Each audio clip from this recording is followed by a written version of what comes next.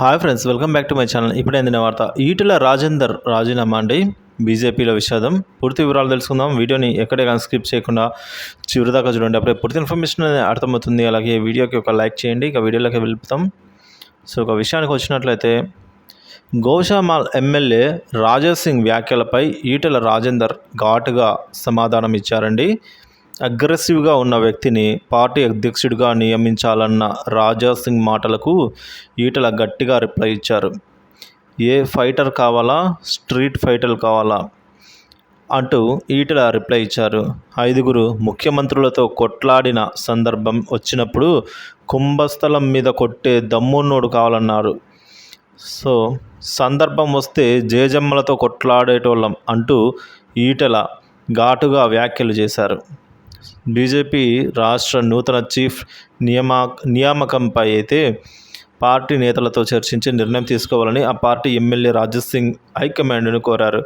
దేశం ధర్మంపైన అవగాహన ఉన్న వ్యక్తిని రాష్ట్రపతిగా నియమించాలి. ఇదే విషయాన్ని ఓ వీడియో ద్వారా అయితే బీజేపీ నాయకత్వానికి సూచించారు. రాష్ట్రంలో బీజేపీ గ్రాఫ్ రోజు రోజుకు పెరుగుతోందని అన్నారు.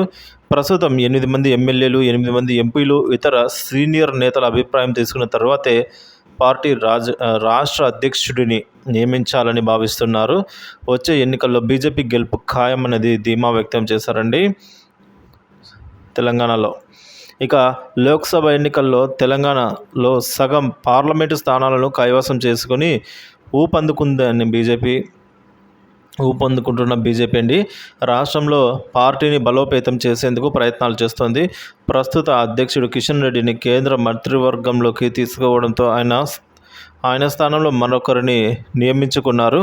కొత్త వ్యక్తికి పార్టీ అధ్యక్ష బాధ్యతలు అప్పగించే యోచనలో ఉన్నారు. ఈ క్రమంలోనే గోషామహల్ బీజేపీ ఎమ్మెల్యే రాజాసింగ్ చేసిన వ్యాఖ్యలు పార్టీలో కలకలం రేపాయి. అయితే దీనిపై ఈటెల రాజేందర్ ఈ విధంగా ఘాటుగా అయితే రిప్లై ఇచ్చారు ఫ్రెండ్స్.